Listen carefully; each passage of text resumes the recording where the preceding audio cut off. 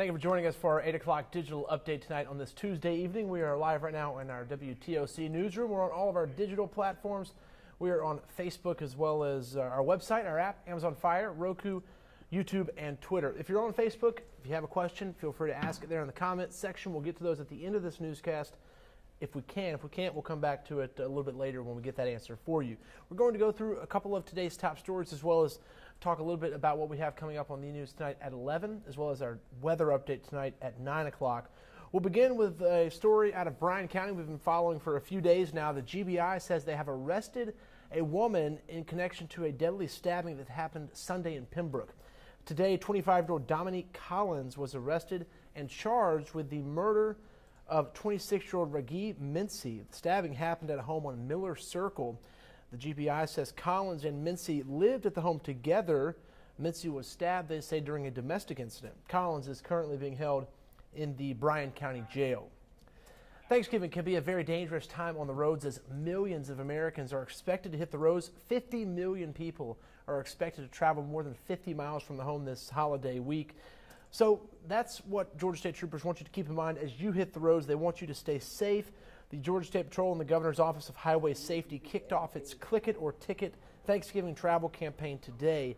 Their goal is to get everyone's attention, especially when it comes to highway safety and when it comes to wearing seat belts. They use this rollover crash simulator to show you the dangers of not wearing your seatbelt in a rollover crash. 12 people last year died during the Thanksgiving holiday travel period. That travel period is normally from about Wednesday to Sunday.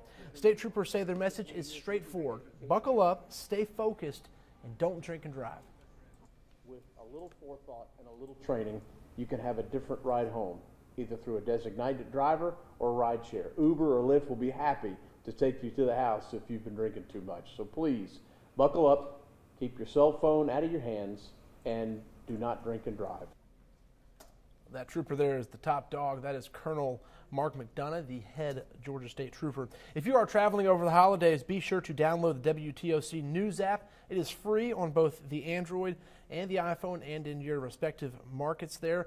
Visit our First Alert traffic page on WTOC.com as well. In addition to an interactive traffic map showing current traffic conditions and backups, we do have links to the Georgia and South Carolina 511 sites with streaming cameras and how to help you if you break down on the interstate. So a couple of very valuable tips there. Once again, that's in our news app that you can download for free, as well as our website.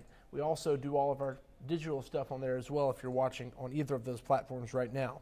Okay, over in the Lowcountry tonight is the runoff. Today, rather, was the runoff for the Hilton Head Island mayoral race. Amanda LeBreau is over there right now. Polls have just closed. They closed at about 7 o'clock this evening. Voters there are choosing between Kim Likens and John McCann. Those two were the top two vote getters on Election Day, forcing this runoff. Both of them currently serve on the town council. The election supervisors are now counting those votes. As soon as we get a winner, we'll, of course, pass that along to you.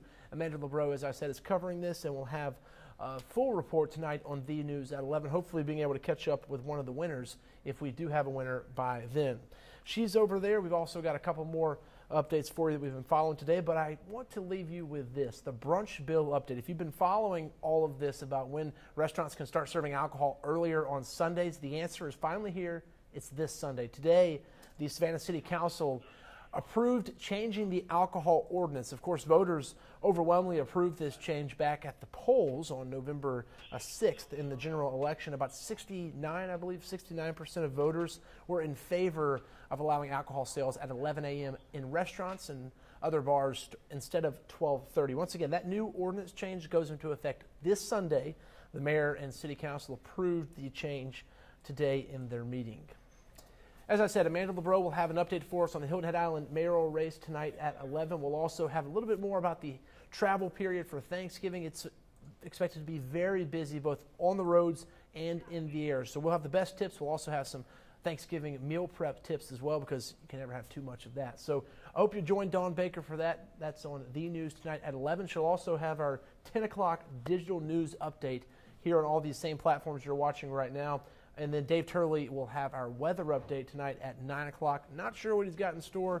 I do believe there is some wet weather coming for those of you who want to go shopping on Friday as well as this weekend. So he'll break down the travel forecast and have much more on that. Looking at most of the comments, a lot of people just saying hello from Rhode Island. Brian, hope the weather's treating you all right up there. I saw some record cold temperatures coming to that part of the country, so I do not wish I was there. Hopefully you stay warm up there as well. All right, most people just saying hello.